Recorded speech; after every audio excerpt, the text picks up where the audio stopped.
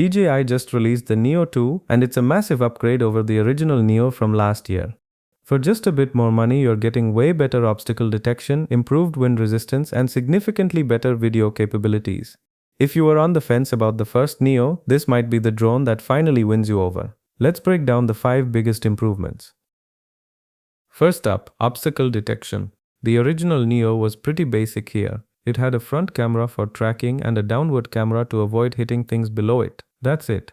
The Neo 2 takes this to a whole new level with an omnidirectional object detection system. It uses infrared sensors facing downward and LiDAR on the front to accurately judge distances and avoid obstacles.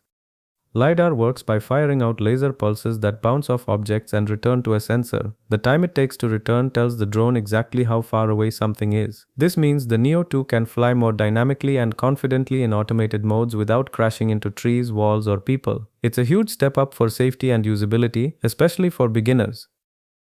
Next, hand gesture control. The original Neo could land on your palm if you put your hand underneath it, which was cool. But the Neo 2 adds full palm-based gesture control, something DJI first introduced way back in 2017 with the Spark. Now you can control the drone's altitude by moving one palm up and down. If you face the drone with both palms up and move your hands apart, it flies away from you. Bring them together and it comes closer. It's like pinch to zoom but for a drone. Voice control is still available too through the app, so you've got multiple hands-free options.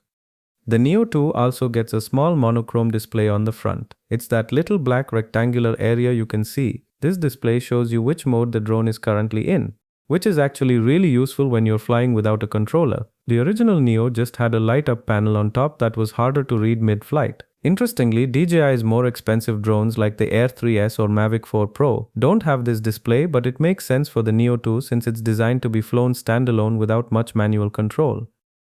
Now let's talk about performance and wind resistance. The Neo 2 weighs 151 grams compared to 136 grams for the original. It's a small increase, but it makes a big difference. The Neo 2 is rated for level 5 wind resistance, meaning it can handle wind speeds up to 10.7 meters per second. That's a decent breeze. The original Neo was only rated for level 4, which is 8 meters per second. This matches the wind resistance of DJI's much more expensive Mini 5 Pro.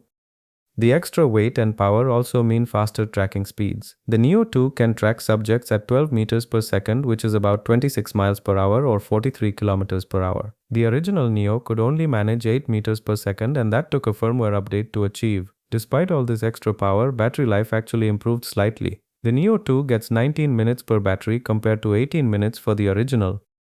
Finally, camera improvements. Both drones have 12 megapixel sensors that are 1/2 inches in size, but the Neo 2's lens gets an upgrade from f2.8 to f2.2. That's a wider aperture, meaning more light gets in, which helps with low light performance and reduces noise. The Neo 2 can now shoot 4K at 60 frames per second, whereas the original maxed out at 4K 30 FPS. There's also a 4K 100 FPS slow motion mode when you're manually controlling the drone, and vertical video now goes up to 2.7K resolution instead of just 1080p. To handle all that extra footage, internal storage jumps from 22 GB to 49 GB. One important note, at the time of recording, DJI isn't offering the Neo 2 in the US due to regulatory issues related to a potential ban. DJI says they're working on their strategy for the US market, so we'll have to see how that plays out. Bottom line, the Neo 2 is what the original Neo should have been. Better sensors, better performance, better video, and only slightly more expensive. If you're looking for an affordable beginner drone that's actually capable, this is it. What do you think? Is the Neo 2 worth the upgrade, or are you sticking with the original? Let me know in the comments.